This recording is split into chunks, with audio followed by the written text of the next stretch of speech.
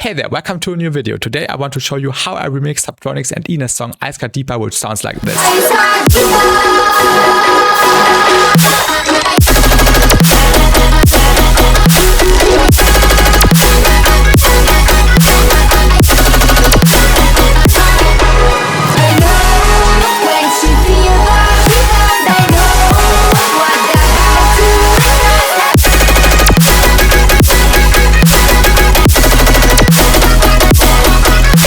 If you enjoyed the video so far, please let me know in the comments, and also make sure to drop a like and subscribe, which are the best ways to support the channel for free. So when I first heard the original song, I immediately knew I had to remix it because the vocal was just phenomenal and I wanted to build something completely different around it, and this is what I exactly did in this remix. And today I want to show you step by step how I remix this incredible song. So let's get right into it. Right now we are in the first project file because I split up the remix into two project files, one for the intro, the midsection, the second drop and the outro, and the other project file features the remaining drops. For this remix I started with this chord progression which sounds like this.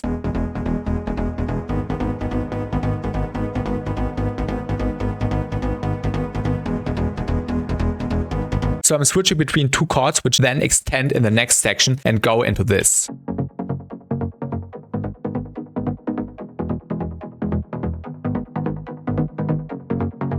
So we have these three chords, the second and the fourth one are the same. And as you can see, I'm just automating the cutoff towards the end to build tension. And this intro is actually pretty simple. We have this bass. And it's getting a little bit more massive over time. And the very first plug was this sound from the BPS Avenger. It was just a random plug I found and which I really liked. And then I used my favorite synth sound, which I made a few months ago.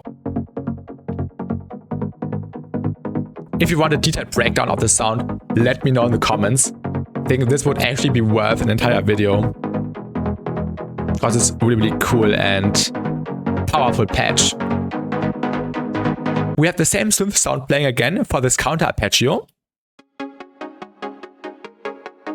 And I think this really fits nicely to accomplish the chords. So it's a bit more uplifting. We also have some background sounds going on like these. And these, just some swells and risers. Nothing too crazy. I also used the vocal, threw a lot of reverb on it, and then automated a utility to let it hover accordingly to the chords.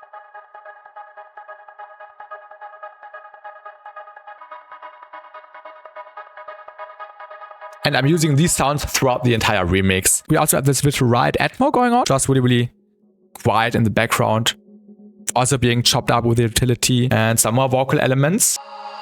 I'm also using everywhere in the remix some swells I made with the adaptive reverb from Synaptic. We also have these synth chord swells. Let me also know if you want a tutorial about these, because these are actually really fun to make. I also rendered out a bunch of variations which I used throughout the entire song and also in the other project file. Besides that, I threw in some more samples, like some atmo, some downlifter, some little fruity elements, which really help bringing everything to life. In the next section, we are transitioning into this progressive house trance section. On top of all these elements, the vocal is playing. I just pushed it a little bit into the limiter so it's a little bit louder without clipping. Drums in my chest, feel the silence. And we have the drums playing, percussion, and later on some more percussion. And this entire intro is heavily inspired by this beautiful melodic trance, which, for example, James is making, who is also involved in SweetDM, and I really love his stuff. And also the mixes he puts out on SoundCloud with the old progressive house songs, it's always really nice to listen to. And I wanted to catch this vibe and use it in this intro because I love this stuff so much. The next section sounds like this.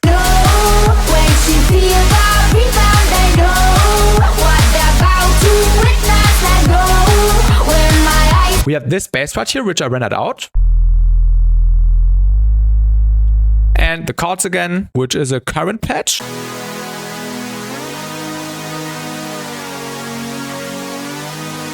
And I drew the chords with the MPE and I added another note on top and changed the progression a little bit.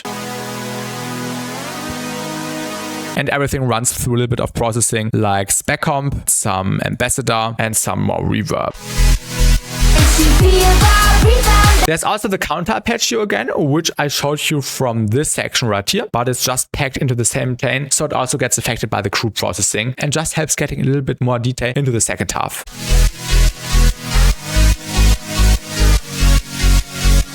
You can hear it slightly in the background. And now it's already time for the first major drop. So this was like a light progressive house trance drop. And now we get into the first major dubstep drop, which I made in the next project file, which I will open in a second. For the transition, I chopped out the vocal and threw some delay on it. And layered 2 versions. And we have a bunch of effects going on, like a sub drop, an impact, and some more background stuff. Alright, now we have entered the main project file, which features the 2 heavy drops. And the transitions into those drops were actually really difficult. But at the end, I think they came out pretty well.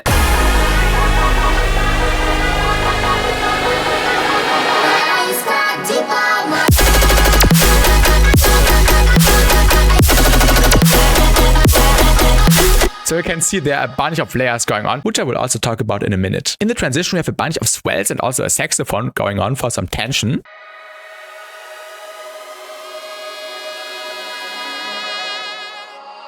And some more samples like risers, sweeps, and downlifters. There's also this sound, which is one of the main sounds from the drop. And I made this with polyflanger. In this video, I don't want to go too deep into the sound design. So if you want a separate video about how to create these kind of sounds and how to use them in a creative way, let me know in the comments below, because I could talk hours about it. And I think it would only make sense to do this in a separate video where we can just focus on this part. This sound has a bunch of processing going on. So we always have this call sequence going on, where this sound is layered in. Also the sub bass. The extremely loud transients, but with all the elements together, the transients are actually not that loud. And also the vocal chops, which I will talk about in a minute. Besides that, there's a colorful transient layer going on, which was once a wax to kick sample, and I completely transformed it into this. We also have this sound, which is also from the polyflanger, but with a bunch of processing to make it work in the context. This serum, just with a sign and a square, to emphasize some notes, some saw swells, almost like a synth, and this background sound, which also changes every other bar. Some little riot pads and some little riot transients. Besides that, we have a bunch of more samples going on just in the background.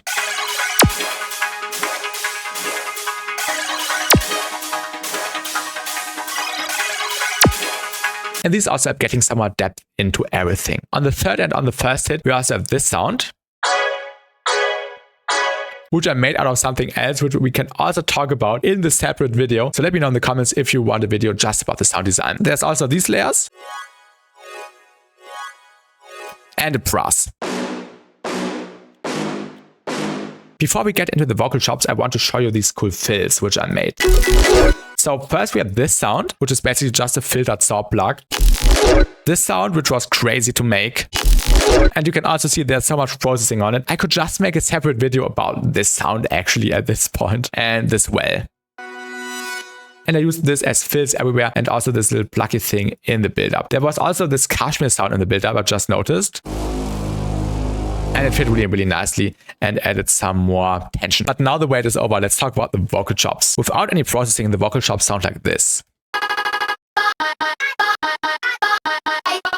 So I just selected the best snippets from the original, chopped them up, pitched them up or down, and it perfectly worked in connection with all the other layers. And sometimes I even just sprinkled in some vocals where nothing else was playing, just for some nice contrasts here and there. First thing I did was an EQ. After that I added chroma, so we can make sure the formant stays intact. After that we have some spec comp, some more EQ, a limiter to make sure we hit the same volume every time, some reverb, but it's actually not really audible, some serum FX for some stereo width. Next we have Valhalla Room, which I'm also automating on the fast bits. And then the response with the different vocal pattern. And also some more automation, some more EQ. Some end silk to tame down some of the higher frequencies. Some delay, which I'm automating just in specific parts at the end of a section. And also some reverb for the transition. And some filtering. that's basically the magic. When you are making vocal chops yourself, it's really important to find the right spot and to just create a natural melody, a natural flow with the vocal chops. And I think this worked out pretty well for me. So sometimes they are going higher, sometimes they stay in the natural format, and sometimes they are going lower. And in the second half, it's just a different progression. And a different rhythm. For the drums of this heavy drop, I used a kerosene kick and a surge and snare, some nasko cymbals, some rendered out cymbals, which were kerosene cymbals, which are layered up, and some surge and cymbals, which are also layered up and bounced to audio. And together, they sound really wide and massive and perfectly support the drums. There's also some drum fills here and there. And this is essentially everything about the drop. As I said before, I will make a separate video about the sound design, how you can make colorful sounds and how to use them in a way they work. I already have some nice ideas in mind and I think you will love the video. So make sure to subscribe if you don't want to miss it. And now let's get over into the next section. After the first drop, there's the midsection, which is basically the same as this section. But I added some strings on top of the chords,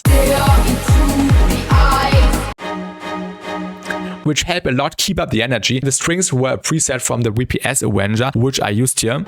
They sound fantastic.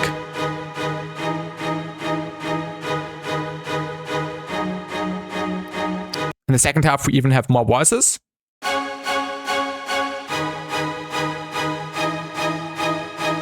And everything else is basically the same. We have this R2D2 lead sound. And actually, this sound isn't from me. Shout out to Acerg, who sent me this lead while I was streaming the entire process on my channel. And this sound fit really well for the next major drop, which is a simple but effective old school melodic dubstep 2016 drop. And I'm sure you will love this. It sounds like this.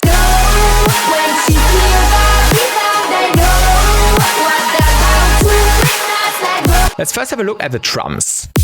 I used the kerosene kick again from the first drop and now used a nasko snare for a more subtle feel, and also some nasko cymbals and a chime reverse snare thing. And we have a bunch of drum fills going on. They help a lot, adding some more character to everything and making it come alive. When it comes to the layering, there's a lot of stuff going on. We have this main group, which is basically the same chord sound from the intro, the current render, and also the bass, but I just chopped them up here in audio, so it was a bit easier to get the timing right and also make sure there's no tail happening in the gaps where the chords were not supposed to play. On top of that, we have plenty of layers going on. If you want to get more into layering chord stacks, make sure to check out my video from a few weeks ago, which features exactly this topic. So now I will just quickly go through layers. We have this detuned saw layer, then these plain saws, some more leads which are stacked up on top of each other, some squares, some weird chorus strings, some more strings, and the main lead, which is the same lead from my Thief remix, which I dropped a few months ago. And I'm automating a bunch of parameters here. And I think I also explained that lead sound in this video where I talked about the chord stack. So make sure to check this one out if you want to get more into this. All these layers perfectly work together.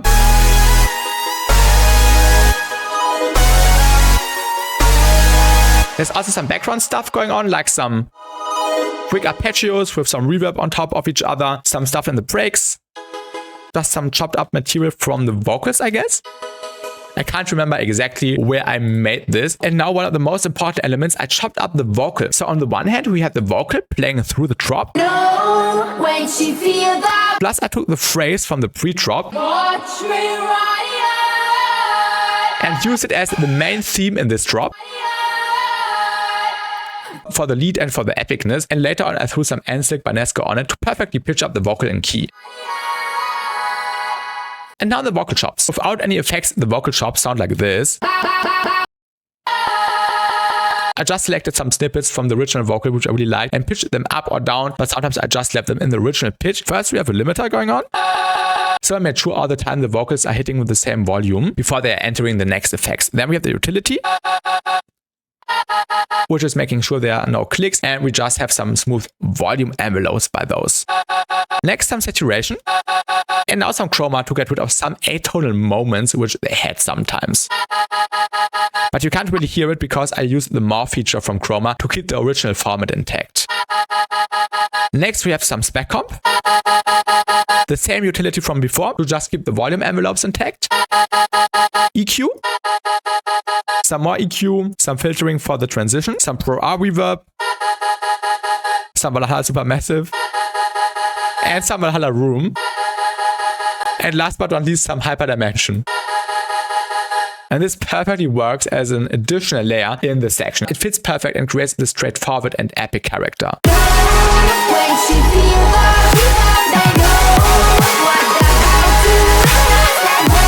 In the second half, I also copied the lead sound, made it a little bit drier, and created these fills with it.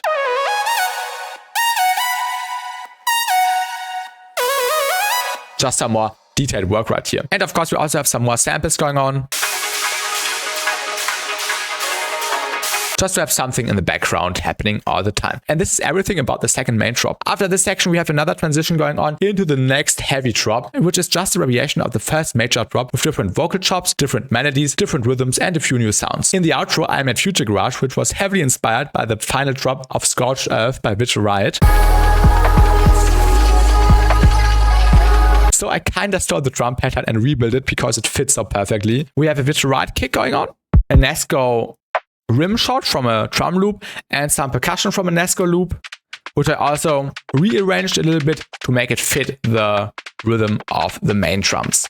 Some more heads, and some percussion which I used in the intro as well. And for the main bass, we actually have a really over-processed sound, which sounds way different, but I just decided to use the lowest harmonics. So it's basically just a sub with some overtones, but the processing does not really matter. You can just take a sub, add some overtones, and use this. I actually used this sound in a different song of mine, and when this song comes out at some point, I will make a detailed walkthrough about this sound, because it actually sounds way different than right now. We also have this serum patch, which is using some MPE again. And I used this 4 partials wavetable, added a formant filter, and automated the wavetable a little bit. Originally, I also had some more processing on it, like some chorus, shaperbox, and rip, but I decided to keep it more simple, and we just have some echo and EQing, filtering, and limiting going on. I also used the vocal again. But I used Prism from Nasko again to just make it a little bit more colorful for the transition from this heavy colorful drop into this more chill Future Garage section. There's also more reverb and some more Serum FX hyperdimension going on the vocal. Last but not least, we have a VR pad again, just for the background, and some more samples which fit nicely in there. And there's also some colorized birds going on, which I ran through PitchMap, just to give it a nice flavor in the end.